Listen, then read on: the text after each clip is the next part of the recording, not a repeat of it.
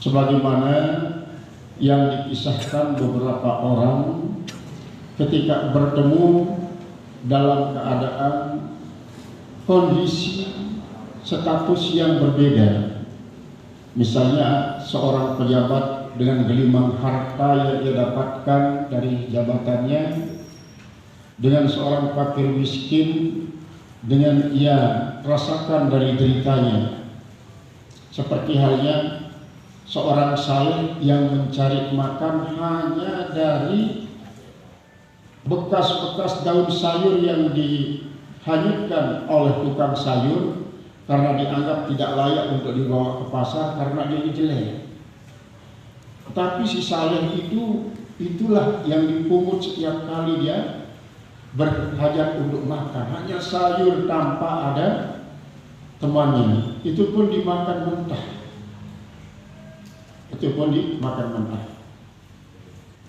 Sampai si pejabat itu yang menemukan dia, seandainya kalau engkau menjadi pekerja, menjadi pejabat di istana seorang sultan, kau tidak lelah-lelah pergi ke kali setiap hari hanya memungut daun-daun sayur yang sudah dihanyutkan oleh orang karena tidak dibutuhkan, karena tidak layak dibawa ke pasar. Kata daripada pejabat ini. Maka si saleh itu mengatakan, seandainya kalau kau merasa cukup dengan apa yang hanya dipungut terapung di atas air kali ini, niscaya kau tidak akan pernah memperbudak dirimu di istana seorang sultan. Itu jawaban yang didapatkan oleh si pejabat ini dari orang saleh yang karena dia merasa cukup dengan apa yang diberikan oleh Allah Subhanahu wa taala. Karena di dalam suatu makalah pun dikatakan bahwa min alamati sa'adatil mar'i, salah satu daripada tanda kebahagiaan seorang itu, dia pertama dia al-khasyatu bil jalil, merasa takut dengan orang yang maha agung adalah Allah Subhanahu wa taala. Kemudian wal a'mal bil tanzil, yang kedua dia selalu berusaha untuk maksimal mengamalkan al-tanzil itu Al-Qur'an, mengamalkan Al-Quran sesuai kemampuan.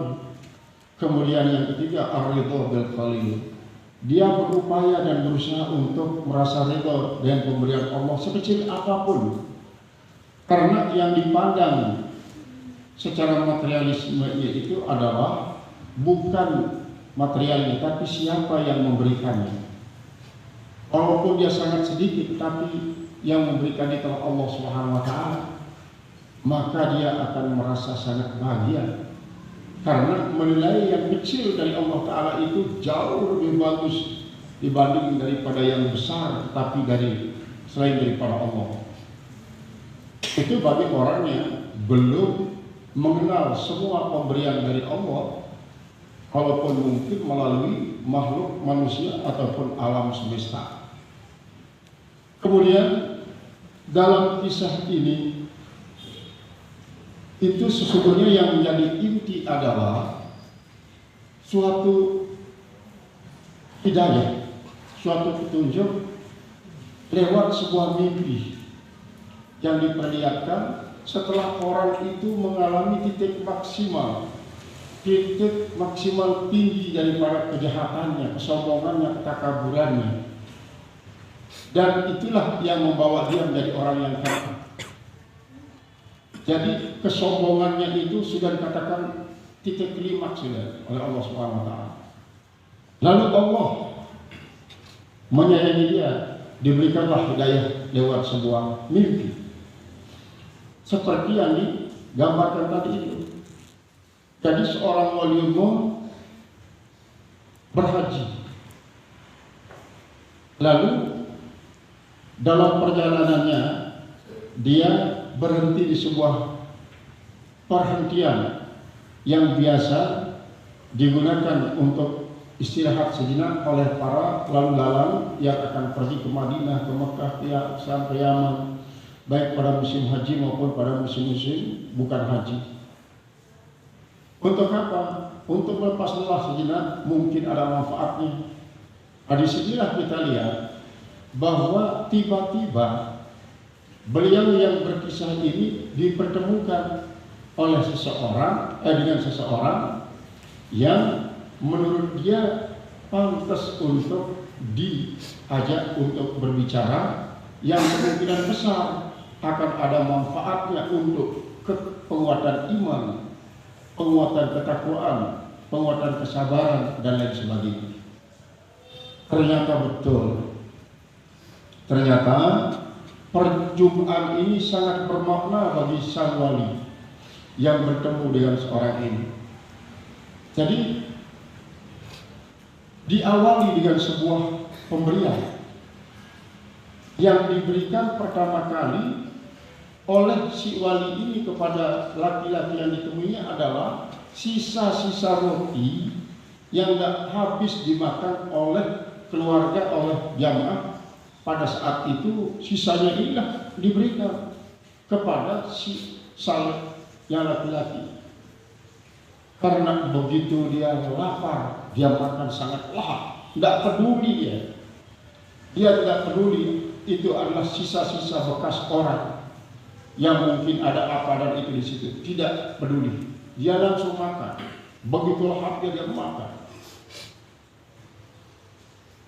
Sampai dia mengatakan bahwa kelaparan ini sudah terlalu lama.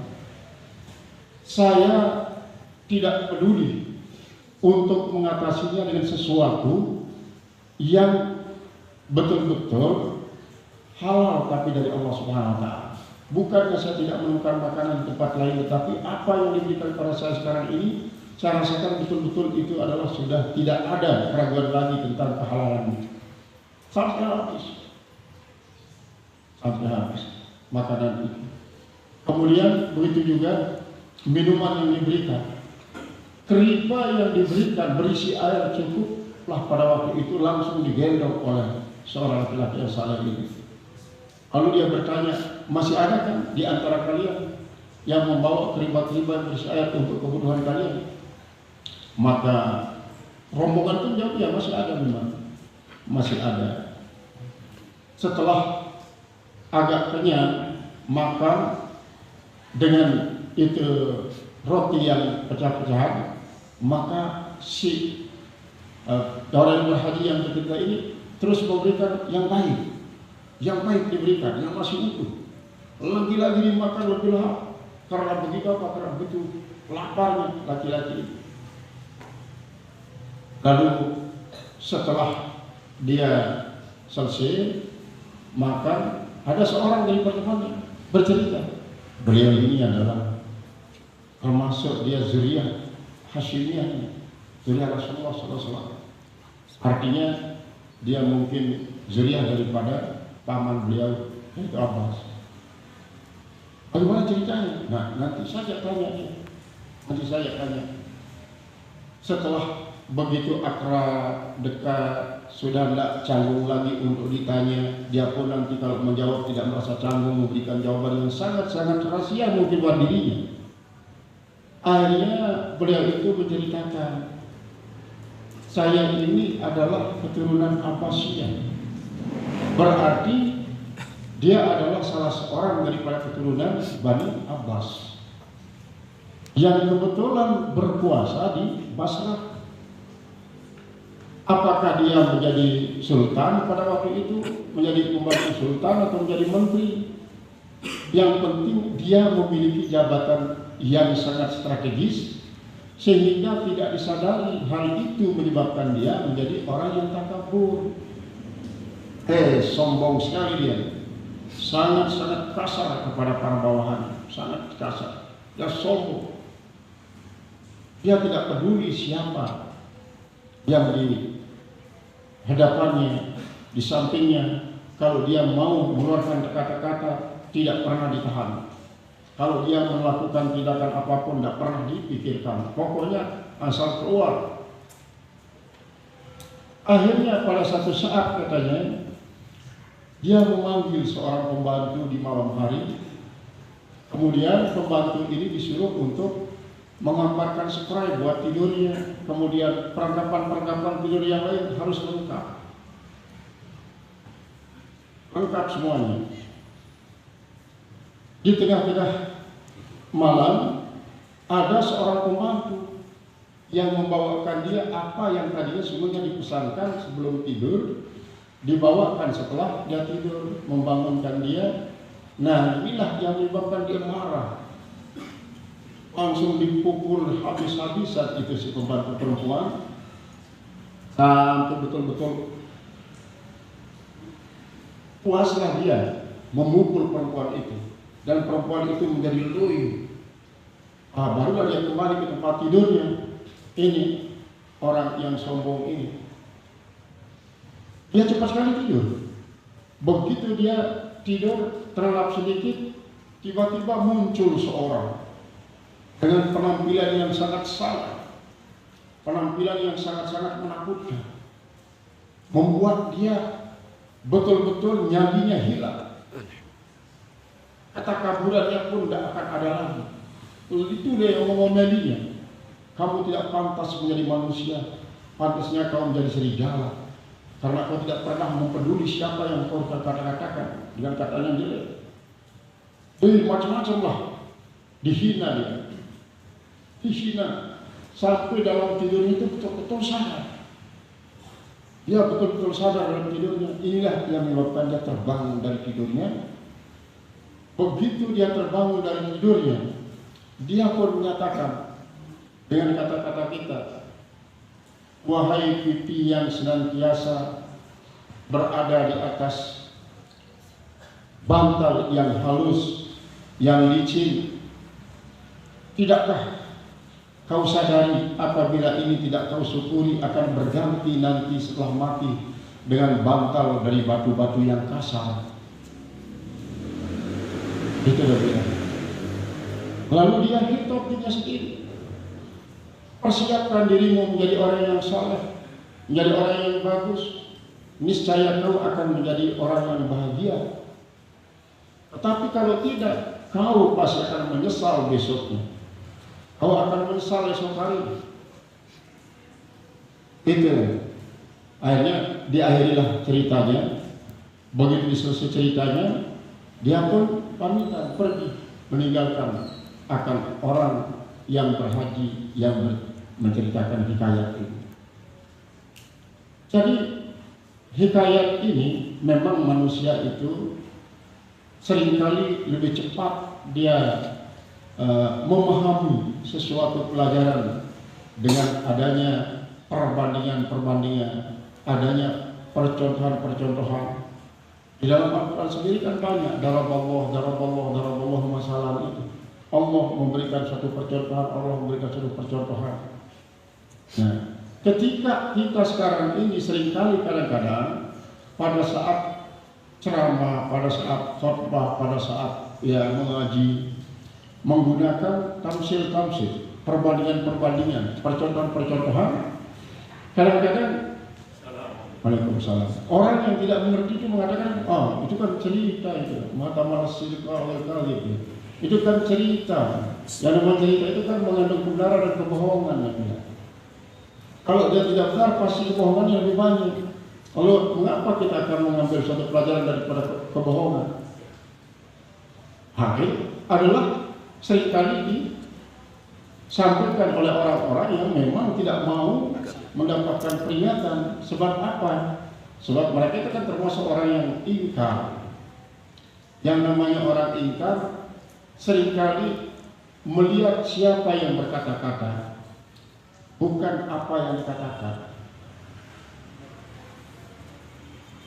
Ada memang baik orang awam yang awam. Orang awam kalau sudah begitu dia cinta kepada salah seorang tokoh, dia mengatakan apa?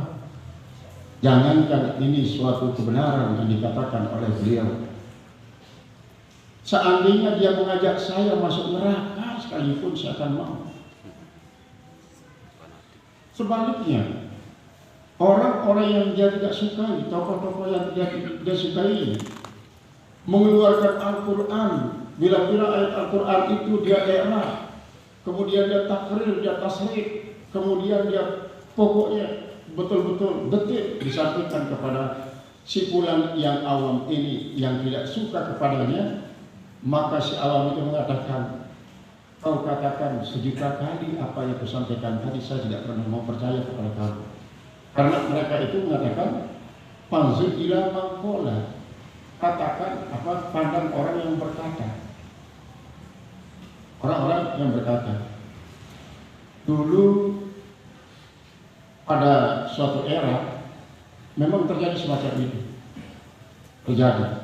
Ada sebuah perguruan yang sangat-sangat nyentrik dalam kajian-kajian ketauhidannya. Hanya banyak para pengikut-pengikutnya. Dan pengikutnya ini pengikut-pengikut yang betul-betul solid, bahkan melita. Sehingga apapun kita katakan kepada dia untuk meluruskan dia, kalau tidak keluar dari mulut sang guru yang ia cintai, tidak akan pernah mau diterima. Al-Quran sekalipun, apalagi hadis. Al-Quran, ayat Al-Quran, padahal dia sendiri kadang-kadang tidak bisa baca Al-Quran. Nah, ini merupakan salah satu contoh daripada karakter manusia yang memang selalu panzur ila maqala, memandang kepada apa yang siapa yang berkata, bukan panzur ila maqala. Artinya gini, di dalam kitab ini banyak menyajikan kisah-kisah, hikayat-hikayat daripada para aulia illah yang kadang-kadang tidak masuk akal, begitu hebatnya, tidak masuk akal. Seperti kisahnya yang dulu, seorang yang disuruh oleh guru mursyid untuk mencari orang yang mulia, tempatnya untuk minta barakah. Sesampainya di situ ternyata yang ditemui ini orang yang semua kulitnya habis dimakan oleh ulat karena penyakit kudis yang tidak bisa diatasi. Nanahnya berceceran, ulat pun berjatuhan dari tubuhnya. Lalu dia terperangah, orang semacam ini tempat saya disuruh untuk minta barakah oleh Tuan Mursyid. Di dalam hatinya, akhirnya dia mau pulang. Begitu dia mau pulang, kenapa mau pulang? Kan kau disuruh oleh gurumu untuk mencari saya, kenapa kau mau pulang?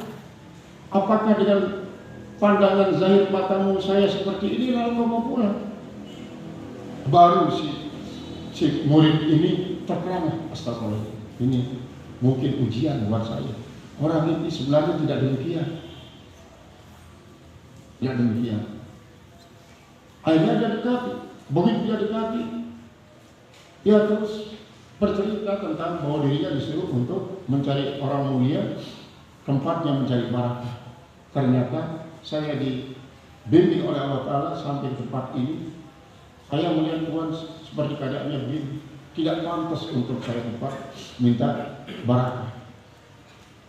Lalu dikasih tahu dia, satu kali orang yang seperti saya ini beribadah dalam keadaan semacam ini, itu jauh lebih afdol daripada ibadah seluruh makhluk.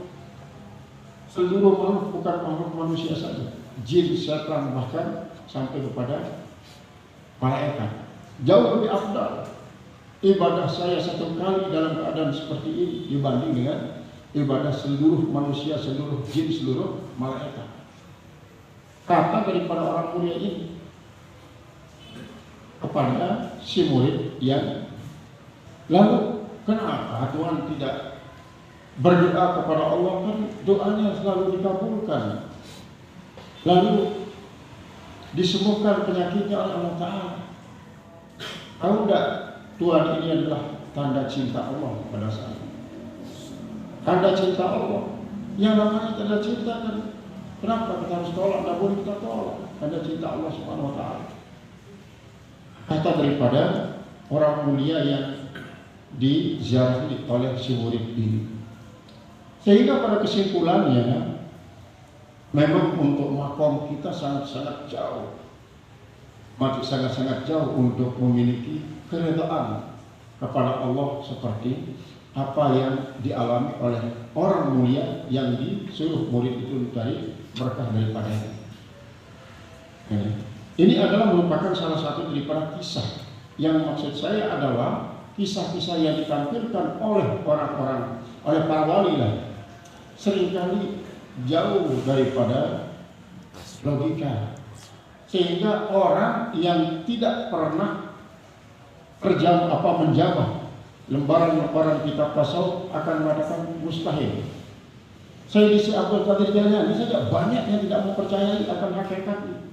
Apalagi seperti yang saya ceritakan kemarin itu, begitu dia sampai di Gaus ini disuruh untuk mengangkat lalu diludahi oleh si Gaus, diludahi dia lalu ditelan oleh Sayyidi, lalu dia diberikan wirid hanya Bismillahirrahmanirrahim dan surat Al-Fatihah.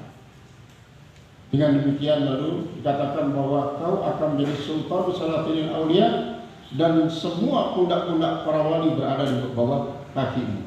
Ini kan sangat-sangat berlebihan kalau menurut kita yang belum memasuki dunia tasawuf dengan sebenarnya. Sehingga apa yang kita pelajari dalam kitab ini banyak menyajikan hal-hal seperti itu akan menggeret pemikiran kita, menggeret keyakinan kita, bahkan akan menggeret kita untuk menyatu dengan kisah-kisah ini yang nantinya akan membentuk karakter kita tidak seperti orang-orang yang saya sebutkan tadi mengingkari kenyataan-kenyataan yang dikisahkan dalam kisah para wali. Itu. Karena memang di dalam dunia pendidikan ada metode cerita ini paling cepat kita ingat, cepat kita pahami, apalagi kalau sudah dikasih tahu ini faedahnya. Metode kisah. Al-Musannif rahimahullah ta'ala, man lam yaqbal 'ala Allahi bimulaqatil ihsan quyida ilaihi bisalasilil imtihan. Malam yakbar, siapa saja yang tidak menerima Allahi atas Allah bimulatabil ihsani, dengan kelembutan ihsan, ujida ilaihi bisalasil imtihani, niscaya akan diborgol kepadanya dengan rantai-rantai ujian.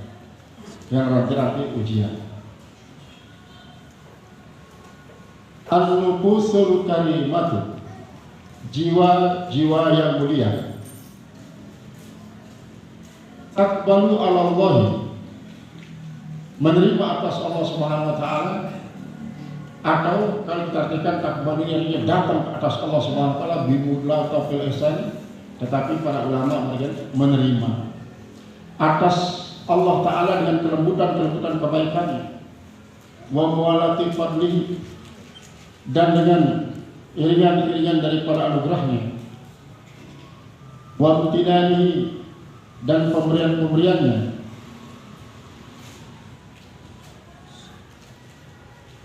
wa nufusul laimatu, sedangkan jiwa-jiwa yang tercela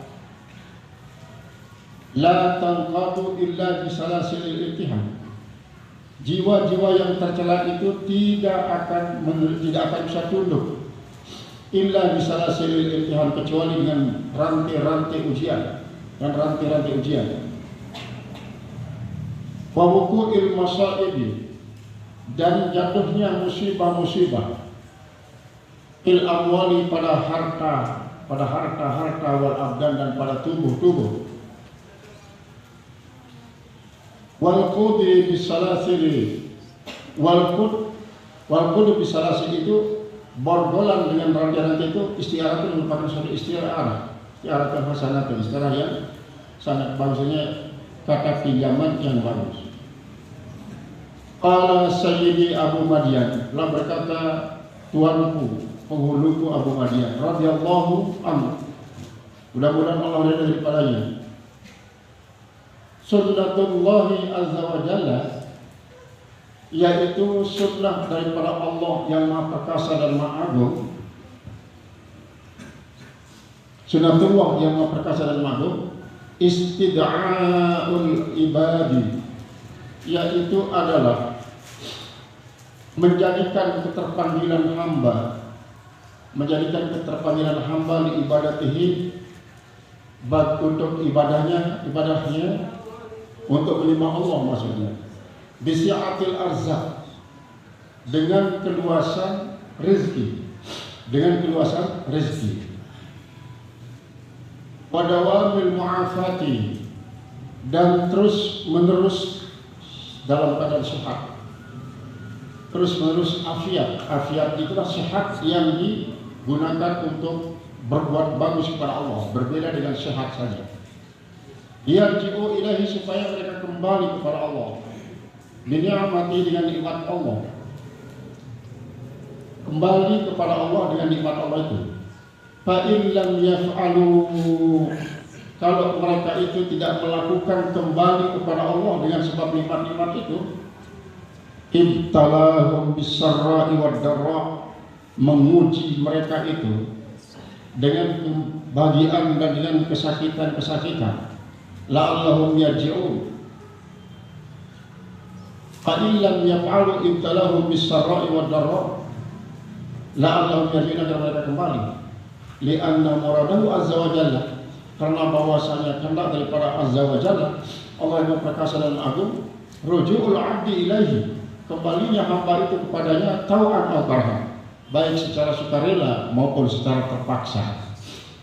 Kalau kita dengar apa yang dikatakan oleh beliau dalam ibarat ini, maka kita dapat memahami bahwa apabila suatu kelembutan, kebaikan yang diberikan kita oleh Allah Subhanahu wa taala, kita tidak memanfaatkannya sebagai suatu alat untuk bersyukur kepada Allah.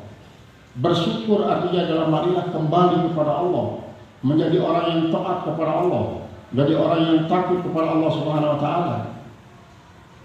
Ini kan cara Allah Ta'ala memanggil kita untuk kembali, memanggil kita untuk taat dengan fasilitas yang menyenangkan, yang membahagiakan, supaya kita itu mulazamatul ta'ah ala Allah. Tapi ternyata tidak kita manfaatkan itu sebagai satu alat yang akan buat kita menjadikan kepada Allah. Itu tanda cintanya Allah. Akhirnya Allah akan menggantikan fasilitas yang menyenangkan, yang membahagiakan ini, yang kita tidak sambut dia dengan sebuah pengembalian diri kepada Allah Ta'ala, maka Allah akan menggunakan cara lain. Bagaimana caranya? Diborgol kita dengan berbagai macam ujian-ujian, berbagai macam malapetaka, berbagai macam kesengsaraan, penghinaan, dan lain sebagainya. Ini cara Allah. Jadi ternyata dari ibarat ini dapat kami tahu, bagaimanapun keadaan umat Islam, saudara-saudara kita umat Islam, keadaannya apakah dia sengsara ataupun dia bahagia, itu sebenarnya cara Allah untuk membuat mereka itu kembali kepada Allah. Tapi kadang-kadang tidak paham kan? Kalau kita gambarkan begitu, kita di dalam kelas umpama, ada beberapa anak yang sangat kita ingin menjadi anak yang pintar, cerdas, dan lain sebagainya. Maka kita pakai metode basyiran terlebih dahulu. Basyiran, kita beri tanda gambar gembira, berikan sesuatu yang menyenangkan kepada dirinya. Supaya apa? Supaya dia rajin, supaya dia bisa memenuhi keinginan orang tuanya menjadi seorang anak yang soleh, berilmu dan soleh. Tapi ternyata basyiran ini tidak membuat dia menjadi apa? Menjadi terpengaruh, menjadi anak yang rajin. Maka kita gantikan dia dengan apa? Naziro, ancaman-ancaman, dengan pokoknya sampai menyakiti secara fisik, menyakiti dia. Karena apa? Semua ini adalah keluar daripada keinginan kita untuk melihat santri ini menjadi santri yang berilmu, yang beradab, kemudian yang soleh. Nah begitu juga seperti yang dikatakan oleh ini, kalau kita tidak menyambut pemberian fasilitas dari Allah yang menyenangkan dan membahagiakan, membuat kita dekat kepada Allah, rajin beribadah, rajin ngaji, rajin zikir, maka Allah nanti otomatis akan menggantikan dia. Sudah, kamu dengan ini tidak mempan ini. Akhirnya sekarang diberikan berbagai macam kesengsaraan, diberikan kemusaraan. Itu juga adalah tanda cinta Allah pada manusia ini. Jadi semua yang diberikan Allah tanda cinta Allah. Cuma seperti tadi tidak direspon. Karena apa? Secara zahirnya tidak dipahami oleh kita, oleh umat Muhammad SAW. Akhirnya kadang-kadang terjadi sebaliknya. Ketika fasilitas yang membuat kita seharusnya semakin dekat kepada Allah Subhanahu wa taala itu kita gunakan dia untuk menjauhi Allah. Kita gunakan dia untuk menjauhi Allah. Justru dekat kepada musuh-musuh Allah. Sebaliknya, kesengsaraan yang diberikan oleh Allah bukannya membuat kita menjadi sadar dan menjadi tawadhu kepada Allah, justru menjadi putus asa daripada rahmat Allah. Lalu mengatakan wah kedong. Nah, kata-kata wah kedong itu berarti adalah termasuk putus asa, berputus asa. Nah, tetapi kalau kita bandingkan antara mana lebih direspon oleh umat Muhammad Sallallahu Alaihi Wasallam, antara instrumen yang harus mendekatkan dirinya kepada Allah berupa instrumen kebahagiaan, fasilitas mewah, dengan kesengsaraan, lebih banyak orang itu menjadi sadar dengan sebab kesengsaraan. Contohnya yang diceritakan tadi oleh beliau ini, dia kan seorang yang mempunyai jabatan strategis di istananya, lalu dia sangat takabur dan sombong. Dia tidak pernah mau tunduk kepada siapapun, justru dia menghinakan orang. Bahkan Allah pun kadang-kadang tidak pernah didekati. Ternyata setelah dia disengsarakan oleh Allah Subhanahu wa taala, barulah dia sadar. Barulah dia kembali kepada Allah Subhanahu wa taala. Jadi semuanya itu tanda cinta Allah, tanda cintanya Allah. Kalau kita ingat akan hal itu, apapun keadaan yang diberikan oleh Allah itu akan membuat kita menjadi ridho, akan menjadi ridho, jadi sabar, ridho, syukur dan ikhlas. Nah, inilah yang dimaksudkan fa illam yaf'alu ibtalahum bis-sarra'i wad-dharra'i la'allahum yarji'un. Kalau mereka itu tidak mau melakukan kebaikan-kebaikan dengan apa yang diberikan berupa kebahagiaan, kemewahan dan kesenangan itu, maka Allah memaksa dia dengan kesulitan, kesengsaraan dan penyakit dan kelemahan serta kehinaan supaya mereka kembali. Kenapa? Li'anna muradahu azza wa jalla, karena tujuan Allah yang maha perkasa dan agung, ruju'ul abdi, kembalinya hamba itu ilaihi kepada Allah, tau'an dengan cara sukarela, au karhan atau dengan cara terpaksa. Nah inilah Allah mau mengembalikan kita. Allah mau mengembalikan hambanya yang sangat cintai. Man lam yashkurin ni'amah, siapa saja yang tidak mensyukuri nikmat-nikmat, maka taridu li zawaliha, maka kadang-kadang dia akan menjadi menentang karena hilangnya. Wa man syakaraha, dan siapa saja mensyukuri nikmat, faqad qayyadaha bi aqaliha, maka sesungguhnya dia akan mengikatnya dengan ikatan yang sangat kuat. Syukur ni'ami, syukur nikmat. Syukur nikmat itu artinya apa? Syukur nikmat itu apa? Syukur nikmat itu akibatnya bagaimana? Mujibun li baqaiha. Syukur terhadap nikmat-nikmat itu akan mewajibkan abadinya itu nikmat. Mewajibkan abadinya itu nikmat. Wa ziyadati minha, dan mewajibkan ada tambahan daripada nikmat itu. Itu adalah balasan daripada syukur terhadap nikmat. Kalau dia tidak bertambah, maka dia tetap abadi walaupun jumlahnya tidak bertambah. Wa kufranuha, sedangkan kufur nikmat, kekufuran nikmat, kufur terhadap nikmat. Wa adamu syukriha, dan ketiadaan syukurnya, ketiadaan syukur nikmat itu mujibun li zawaliha, mewajibkan hilangnya itu nikmat. Wa bisaliha, dan terpisahnya. Nah, itulah yang dipesankan, bahwa silahkan kau manfaatkan dunia ini sebelum dunia meninggalkan dirimu. Manfaatkan dunia ini sebelum dunia meninggalkan dirimu. Artinya apa? Apa yang diberikan oleh Allah Subhanahu wa taala kepada kita berupa fasilitas-fasilitas yang membahagiakan, yang menunjang kesuksesan kita dalam beribadah, manfaatkan. Nah, karena apa? Karena bisa saja dia akan hilang, diambil orang, atau dia menjadi rusak dan bisa kita manfaatkan lagi, dan bisa kita nikmati dia. Maka nikmat yang diberikan oleh Allah akan abadi.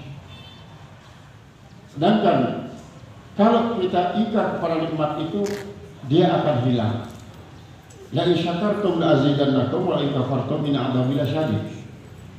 Di sini dikatakan bahwa kufur terhadap nikmat dan tidak syukur terhadapnya berarti mewajibkan hilangnya.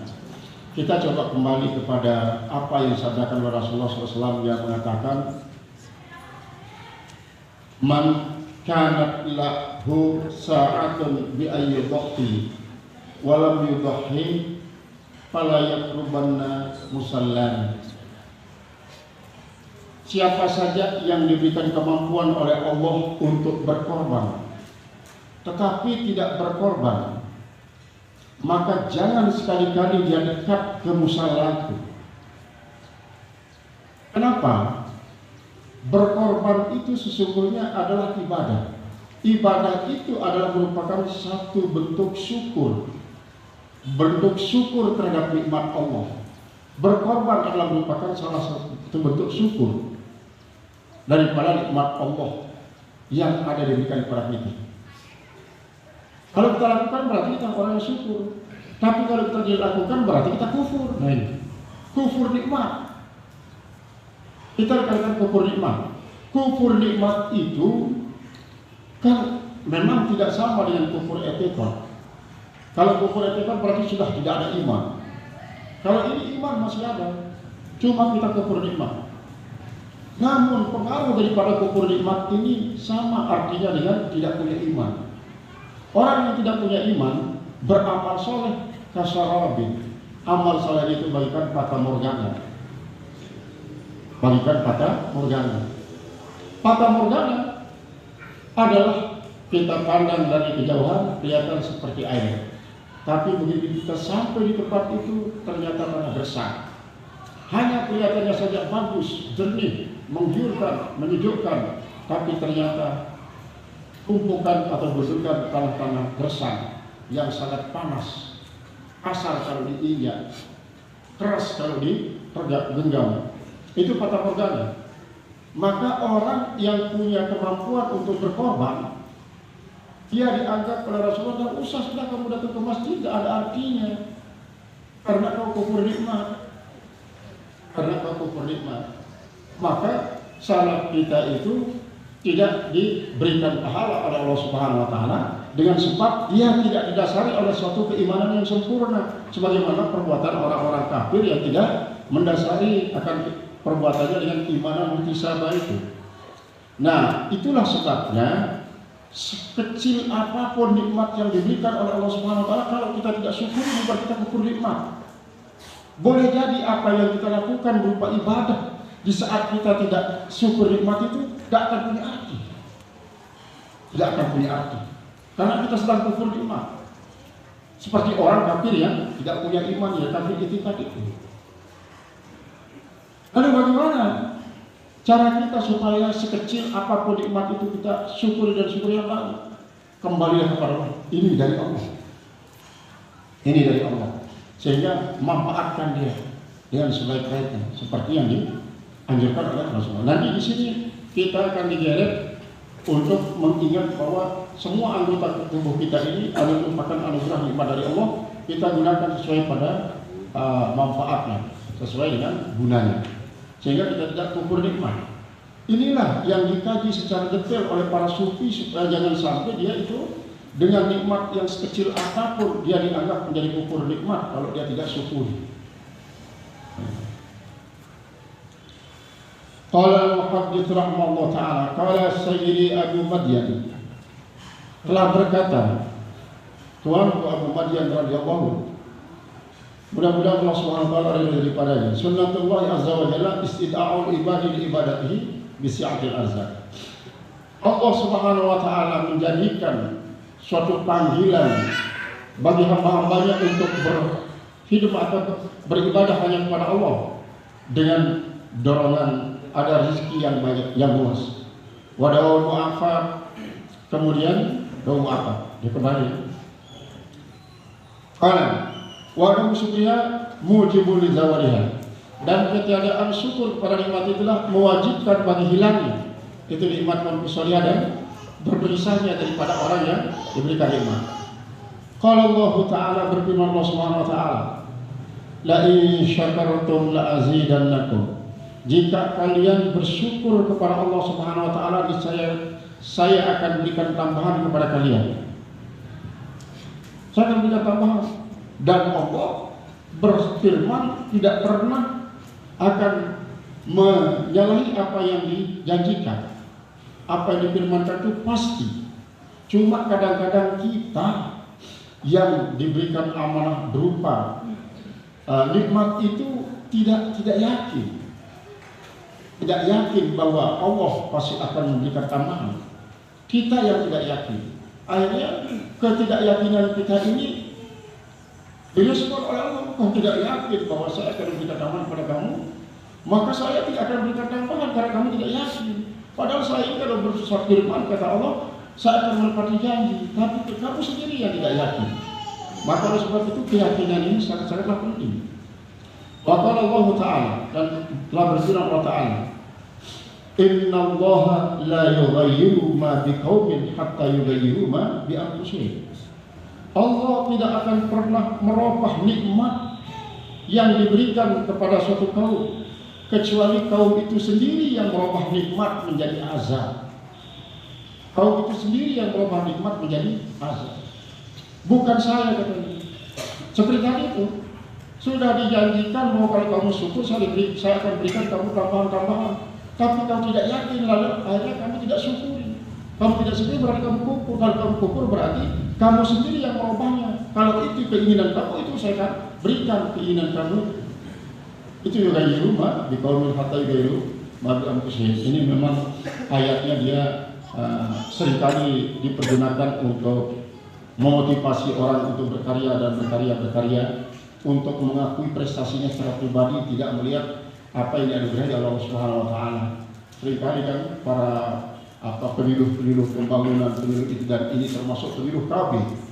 Peniluh KB dari perempuan maupun laki-laki itu menganjurkan supaya menggunakan ayat ini, maksud saya menggunakan ayat ini untuk menjadi motivasinya agar bisa berikhtiar, berupaya agar tidak seperti si fulan dan si fulan kau harus begini. Karena memang al-ibratu bi umumil lafzi la bi khusus sabab. Yang dipandang keumuman lafaznya bukan kekhususan sebabnya, tetapi makna yang sesungguhnya ada seperti itu.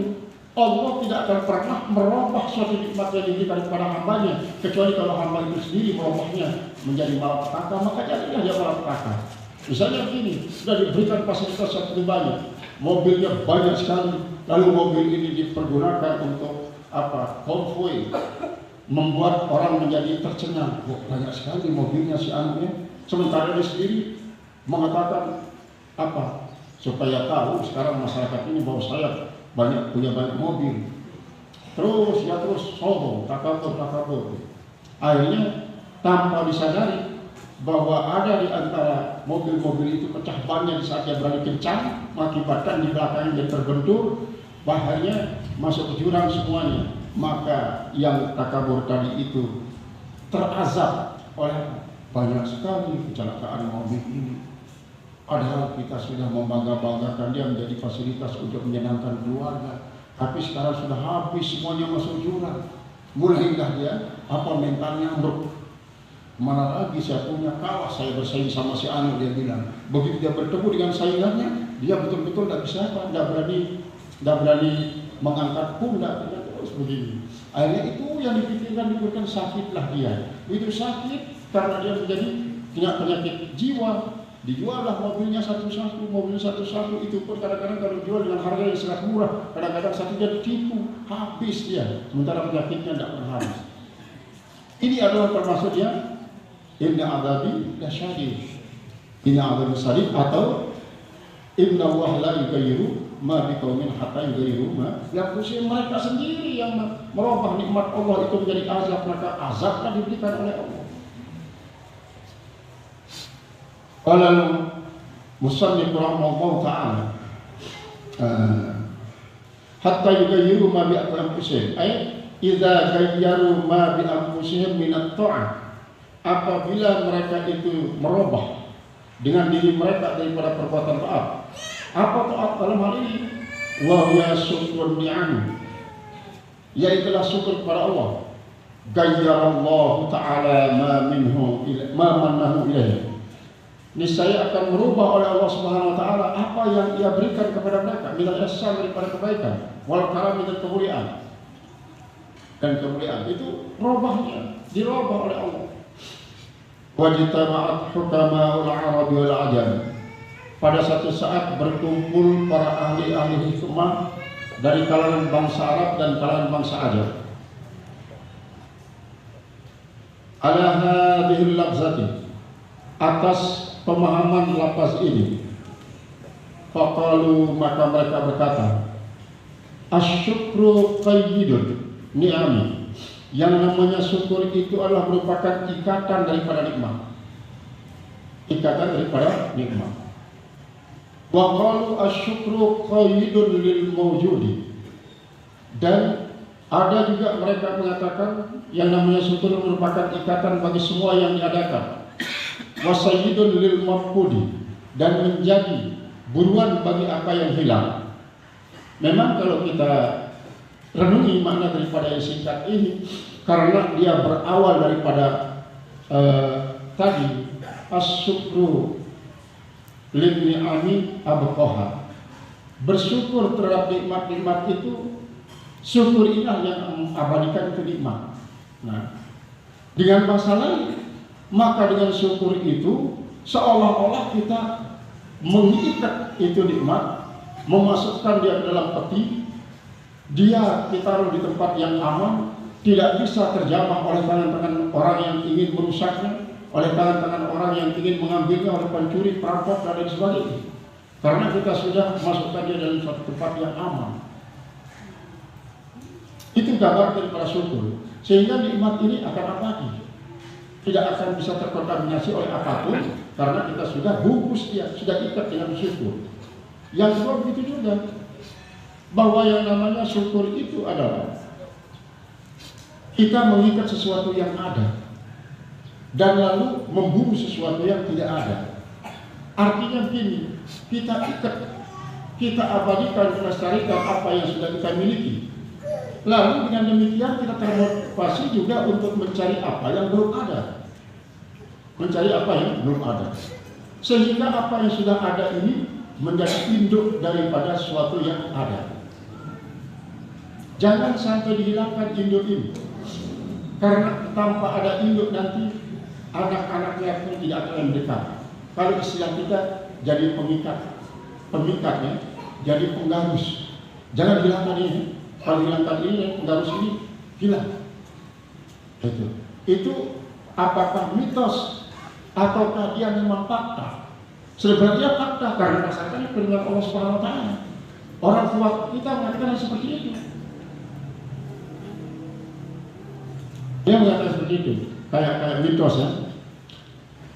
Tadi sebenarnya fakta, karena Allah Subhanahu wa taala yang menyatakan seperti itu, siapa yang bersyukur terhadap nikmat berarti dia mengabadikan nikmat itu. Nah, kalau kita kufur berarti kita tidak pernah peduli. Kalau tidak pernah peduli kan orang yang memberi tidak mau memberikan kepada kita lagi. Coba begini saja ya, kita contohkan. Kita memberikan sesuatu kepada orang. Begitu kita berikan, dia sedikit pun tidak ada rasa senangnya menerima pemberian itu. Dia justru kadang-kadang meremehkan, seolah-olah pemberian seperti ini sudah banyak di rumah, tidak usah diberi saja, saya sudah punya sekian banyak. Kan kita berperasaan, walaupun dia tidak katakan hal itu, perasaan kita mengatakan kalau begitu usah kita beri orang ini. Kita berikan orang yang bersemangat, yang menerima, sehingga dia betul-betul nanti menerima dan dia manfaatkan apa yang kita berikan kepada kita. Nah, itu sebagai satu gambaran daripada rasa syukur. Wa kana yuqal, dan adalah dikatakan an-ni'amu idza ru'ayat bisyukri, yang namanya nikmat-nikmat itu apabila dipelihara dia dengan syukur, fahiya aqwatun, maka dia adalah merupakan kalung-kalung. Wa idza ru'yat bil kufri, apabila kita pelihara dia dengan kafiran, fahiya aglalun, maka dia adalah borgol. Jadi yang namanya nikmat itu kalau kita syukuri, dia ibarat daripada sebuah kalung emas ditata, apa yang menjadi tatah berlian, kemudian mutiara. Dia sangat indah, membuat leher orang yang memakainya akan sangat-sangat cantik. Sebaliknya kalau dia itu dipelihara dengan kekafiran, artinya disambut dengan kekafiran, maka dia borgol rantai. Rantainya juga dari apa? Rantainya itu daripada besi-besi karatan yang sudah dibakar. Begitu sudah dimasukkan ke lehernya langsung menjadi terbakar. Itu ibaratnya, kata beliau. Wasyukru ala thalathati awjuhin. Syukur itu 3 wajah. Syukrun bil qalbi. Pertama adalah syukur yang hati. Wasyukrun bil lisani. Dan yang kedua adalah syukur dengan lidah. Wasyukrun bisairil jawarihi. Dan yang ketiga adalah syukur dengan seluruh anggota tubuh. Memang kan kalau kita seringkali di mukadimah kita, misalnya seperti di mukadimah Pijan Ad-Darari, kemudian di kitab-kitab tauhid itu, di situ dibahas tentang alhamdu dengan asyukru, sehingga hamdu dan syukru ini bisa menjadi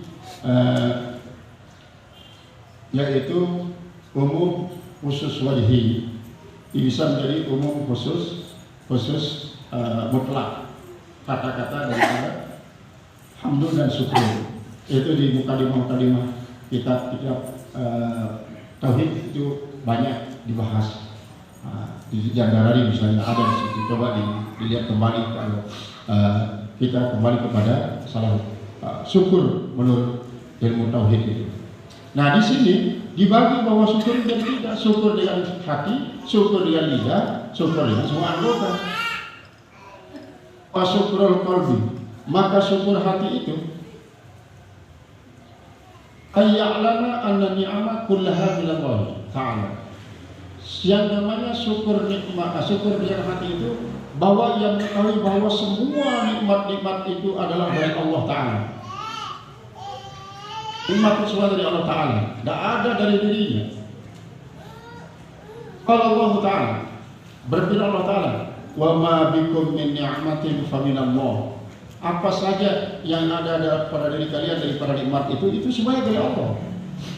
Nah, ini jadi dasar dan dalil daripada ulama mengatakan yang namanya syukur bil qalbi. Kemudian wa syukrul lisan. Nah, sedangkan syukur lidah as-sana'u 'ala Allah Ta'ala, yaitu adalah memuji-muji Allah Subhanahu wa taala. Maka salatul hamdi dan memuji, banyak memuji.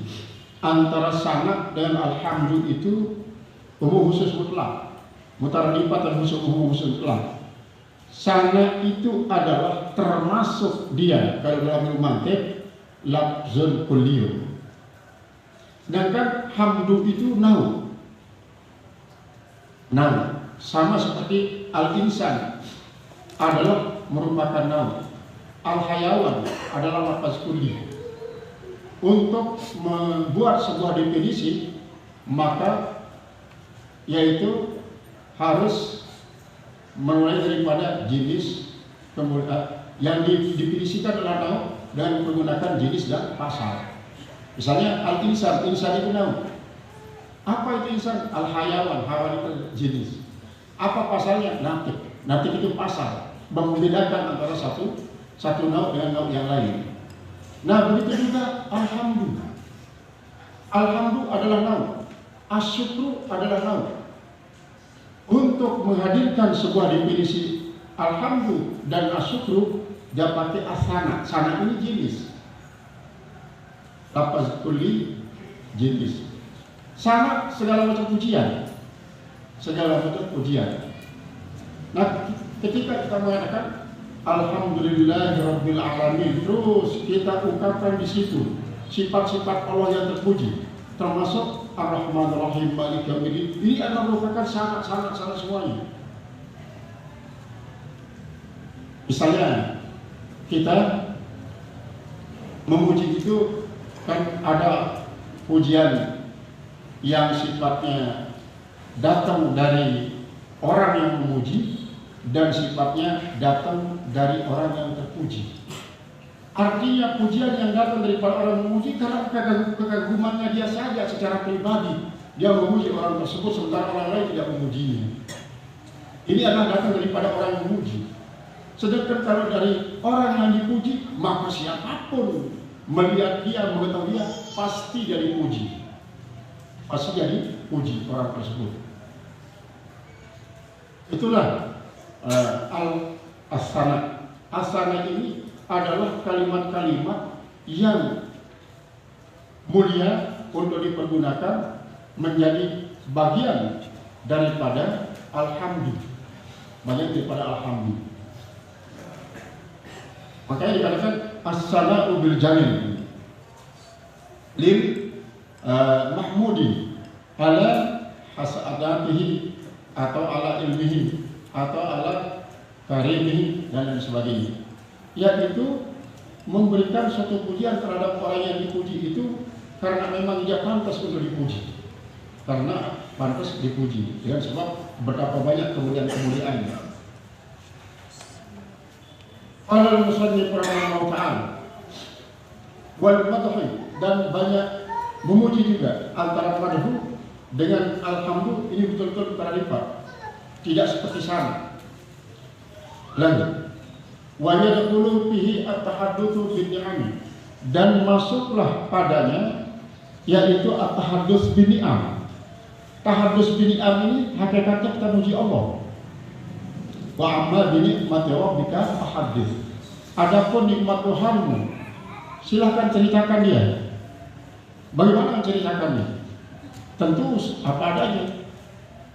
Ayat tersebut turun adalah karena kondisi para sahabat yang banyak butuh terhadap finansial, tetapi mereka pada umumnya malu untuk mengungkapkan kebutuhannya.